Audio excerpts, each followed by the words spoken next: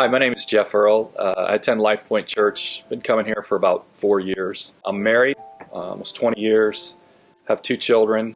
I come from a broken family. My parents got divorced when I was about 12 years old, and just life started to spiral down from there. When I was 18 years old, I had moved to Columbus, and my brother had lived here. My 2 sisters went to Ohio State, and just got connected with the wrong crowd. Started drinking. Alcohol was really prevalent in my life, as well as drugs. Then my life changed at about 2000. It was probably 2007, 2008. I met a gentleman by the name of Sandy. Was working for Dominion Homes at the time, and he had shared some stories with me of what Christ had done in his life, and felt like that God had called him, in a sense, to come and meet up with me.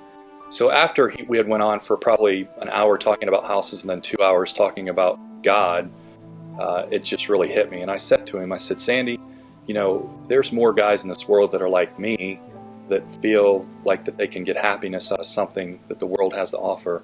I said, we need to do something about this. And he said, well, if you teach them, or if you bring them, I'll teach them.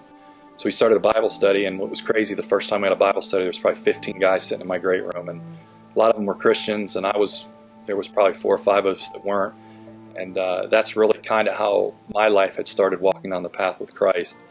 I accepted Jesus in my life. I wound up getting baptized. Really blossomed from there. It was tough. My wife was raised Catholic. And I remember one time saying, she said to me that if she wasn't pregnant with my 12-year-old Cameron, that she would divorce me. And I knew at that moment that I had to make a stance. And I just said, Lord, I don't care what happens if I lose my family. Whatever it takes, I'm not letting go of you. And since that time, God's really has changed my life.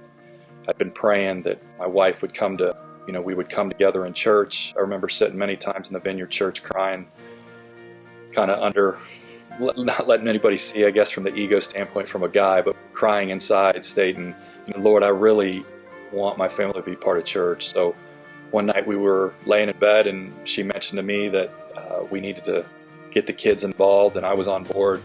She said, Lindell, one of the girls that goes to Life Point, had mentioned to her, you should come check our church out.